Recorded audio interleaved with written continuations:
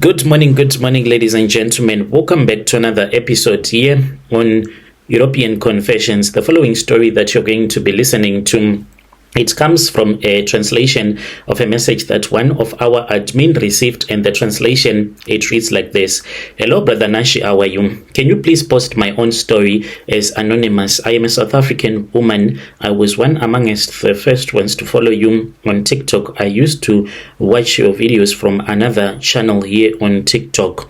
So then I thought about bringing my own story to you, and I hope that other women, especially South African women, they are going to learn from my own confession. As for me, I already lost my daughter to a Zimbabwean guy, and I will never repeat this again. I'm not saying that there is something that is bad about dating a foreign guy, but it is a win or lose situation. And this guy, he came back into my life and I wanted his cash. So I guess that this was a punishment that God gave to me, even though it is very painful. I have tried to have another child again. It's like more I want to replace my baby, but I am unable to conceive anymore. No matter how hard I have tried with different men, but God has not favored me as of yet, but I'm still hopeful. Even though I am age 32, I'm still hopeful that I'm going to have another child. So this daughter of mine, she was the only one, my princess, the only one that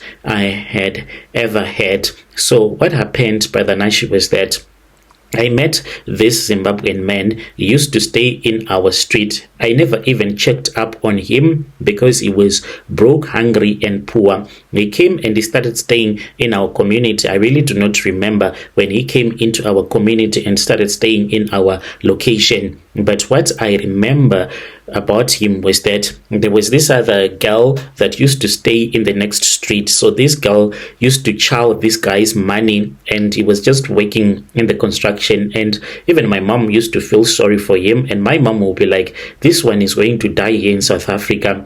How will he return back to his country when they are eating his money like this? That is all that I remember about this guy. So later on, we became friends. We became friends because I had this other cell phone that I had. You remember back in those days, we used to have these old cell phones, like the fake ones. So I had gone to town and I thought that I was buying a Nokia X2, and I thought that it was an original thing, but it was a fake Nokia. And when I returned back home, that was when I tried to install WhatsApp on it, and I was unable to install WhatsApp on it. That was when I started asking if there was anyone who could assist me. So then they told me that this guy, he was the one who used to help people if you were unable to install WhatsApp, because they were those days when you had to install WhatsApp on your memory card, if you still remember those days. So I went to him and I wanted him to help me to install the WhatsApp on that fake Nokia.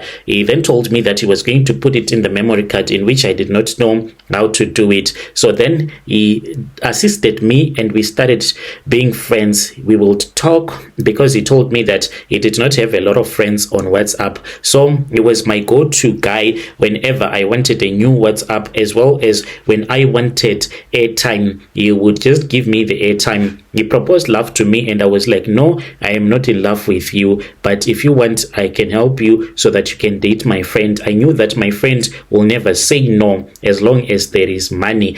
So then that was when he started dating my friend. The guy then just vanished. I really do not know what happened to him, but he went back to his country. When he went to his country, brother, I was still friends with him on Facebook. So I used to see how he used to post pictures that were so nice, but he did not start by posting pictures that were nice. It started by him posting the same pictures that I never liked, never even bothered to check, because he seemed to be someone that was struggling when he was still back in his country. All of a sudden, that was when I saw him. He had posted a picture. He was on a vacation. He was in China with his mother. I was like, wow, the guy all of a sudden is now rich. I kept on following him. Within a very short period of time, he had a lot of followers, and I started to feel jealous because I would see the girls that will be commenting on his pictures, and I found myself I started by liking his pictures until one day I said nice. At that time, he was in Europe, and when I said nice, he immediately came to my inbox and he was like, wow, how are you? You are still alive. And we started talking, and he started commenting on my pictures, and then he said he wanted my phone numbers, and we started talking on WhatsApp. So the guy then told me that he will be flying to South Africa, but he just wanted to connect a flight that will take him to his country. So he wanted to see me. I was like, okay, that is fine. I started telling him about all the challenges, the financial difficulties that I was facing, and he said that now that you have me, I got you, babe, and I'm going to take care of you. And he kept on asking about my daughter, and I even felt uncomfortable about sending him the pictures of my daughter. But when he was still in Europe, he said that he wanted to see my daughter, so I sent him the pictures, and then he came to South Africa. When he came, we slept at this other 5-star hotel. That was like the most amazing life that I had ever had. And he brought with me an iPhone that he had bought for me in Europe. And this was so exciting. Fast forward, I found myself at a traditional healer's place. This is how he tricked me into doing rituals. He told me that if I wanted money, I was supposed to have a child by him. And we had tried to have a child for about 4 months. And he said, honey, I want you to give me a child. Otherwise, I'm going to find another woman who can do it for me. Like he was pressing and pushing me to give him a child. And then that was when I agreed to go with him to a traditional healer. We then went to that traditional healer. This was in his country. I went to Zim all because of him. We flew to Zim using a private jet. We went to this other village where we stayed there, and I was being forced to do rituals. But one of the ritual that they forced me to do that I could not even understand, and simply because I wanted to have a child by him so that he can buy me a car as he had promised me on my next birthday after I would have fallen pregnant for him. And it was like, even if it ends up in a miscarriage, I just want you to have a child by me. Even if it is a miscarriage, it will be a child to me. So then that was when they made me to sleep in a coffin. They gave me a doll, and they said that I was supposed to call my daughter's name 3 times whilst I was sleeping in that coffin. They said that since my daughter was the first fruit of my womb, calling her whilst I was inside of a coffin, this was going to open up my womb. There were things that they inserted in my private part. And after that, he gave me a lot of money. We returned back to South Africa, and he promised that he was going to marry me like a real marriage. But the guy then just disappeared. I then heard that he was dating another South African girl. So after he had dumped me with the money that he had given me, I said, okay, that is fine, but I was really hurt. Then my daughter passed away. My daughter will bleed each and every night. My daughter will be bleeding too bad, and she will be complaining. And she used to say that, I see Farai, I see Farai. That was his name. He was called Farai or Happy.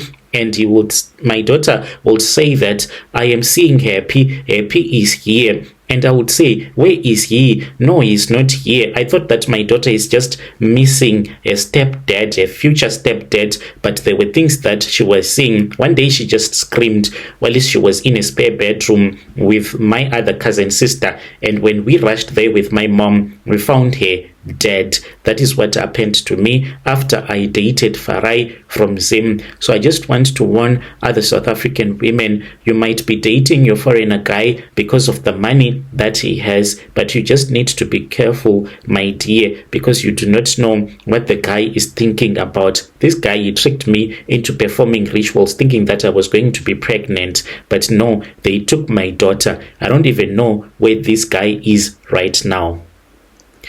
Dear listeners, right there was a message that was sent to me by one of our sister who helped us with this translation. Let us try to speak with him in the comment section. Strange things indeed, they do happen in this world. She's saying that she did it because she wanted this guy to take care of him. She did not know that the guy will end up using her for rituals, her daughter for rituals. If you have any confession, please do not hesitate to reach out to me on TikTok. Then I'll share your confession.